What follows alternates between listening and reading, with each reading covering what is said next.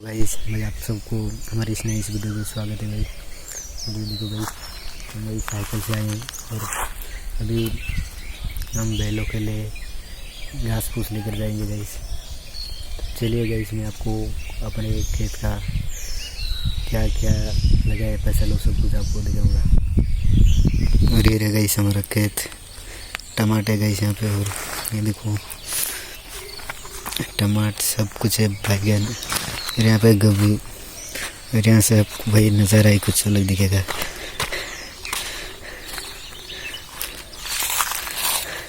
अरे दो गाइस, ऐसे ही इस गोभी पत्ते को हम लेकर जाएंगे गाइस बैलों के लिए।